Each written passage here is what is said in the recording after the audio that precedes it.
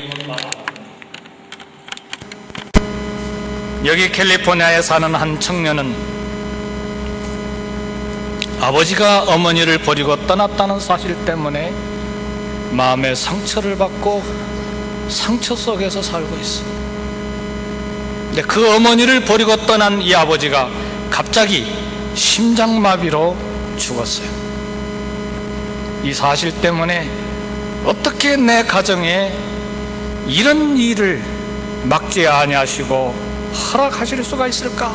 하나님을 원망하고 그것이 상처가 돼서 지금도 삶을 제대로 살지 못하고 방황하면서 삶을 낭비하는 청년이 이 가까운 도시에서 있습니다.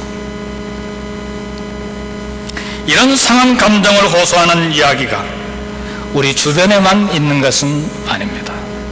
성경에도 보면 놀랍게도 많은 곳에 하나님께서 살아계신다면 어떻게 나에게 이런 일이 일어날 수가 있단 말인가? 그런 의문을 품을 수밖에 없는 사건들이 성경에 많이 기록되어 있습니다.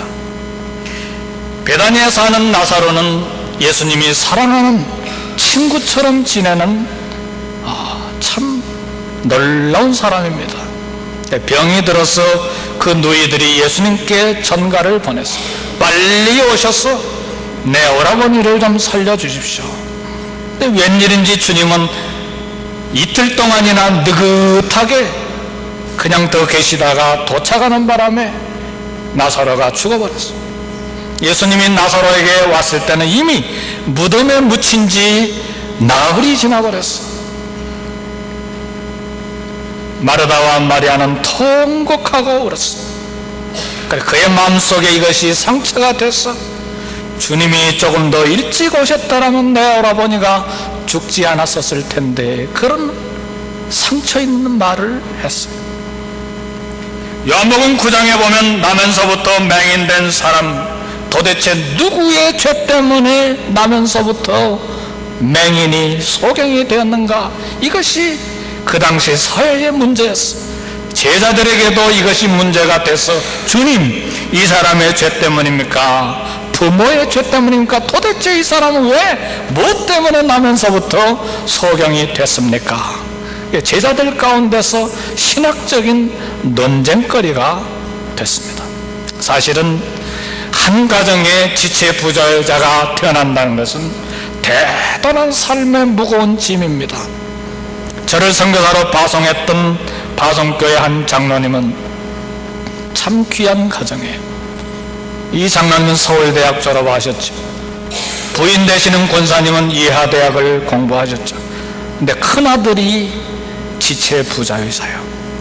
평생을 사시는 동안에 이 장로님이 이 아들을 아들로 받지를 못했어요. 그래서 숨기고 살았어요. 어머니 권사님은 이 아들을 주일학교 보내시는데 6년 동안 주일학교 개근을 하도록 했어요. 제가 주일학교 담당 전도사였기 때문에 잘 아는 것이죠. 그 과정에서 제가 3년 동안 밥을 먹었어요. 수요일마다.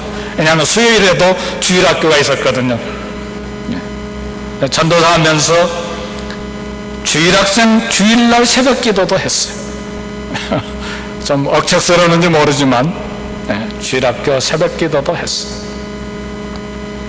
결국은 이 아이가 청년이 돼서 얼마 전에 죽었어요.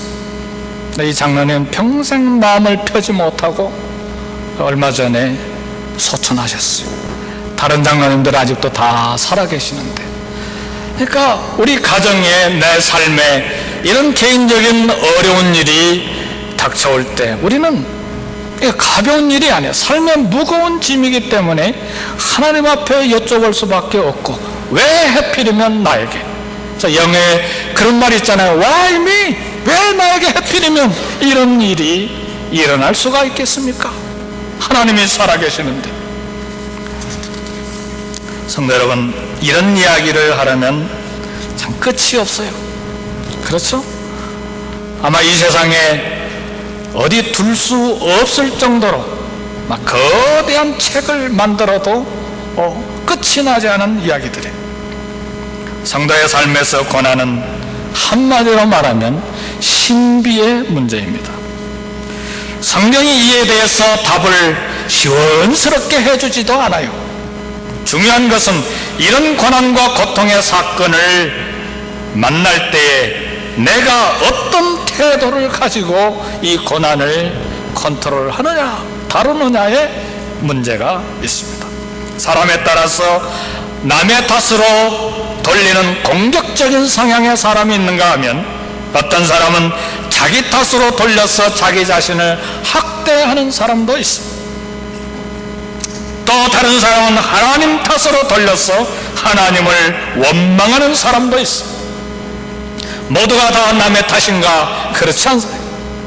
모두가 다 내 탓인가? 그렇지도 않아요. 하나님의 탓인가? 이게 이제 이 아침에 우리가 함께 생각해 봐야 될 문제입니다. 성도 여러분, 내 탓이든 남의 탓이든 그 모든 것을 믿음으로 극복할 때 그 고통들이 나를 성숙시킬 뿐만 아니라 마침내 하나님의 영광을 보게 된다는 사실을 이 아침에 교훈으로 받으실 수 있기를 주의 이름으로 축복합니다.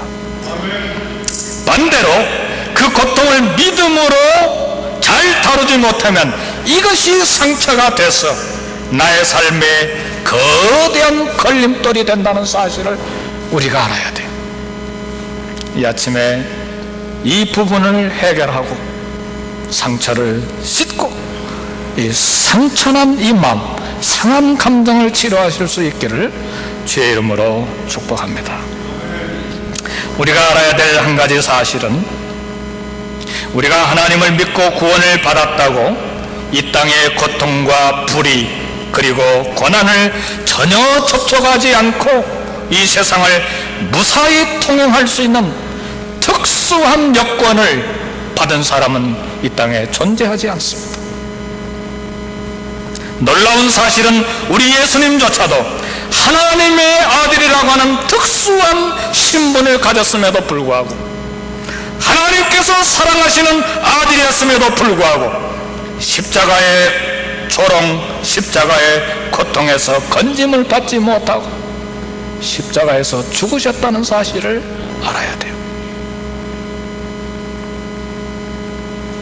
우리는 하나님께서 예수님을 죽음이라고 하는 고통과 저주에서 건져주시지 않았다는 것을 잘 압니다.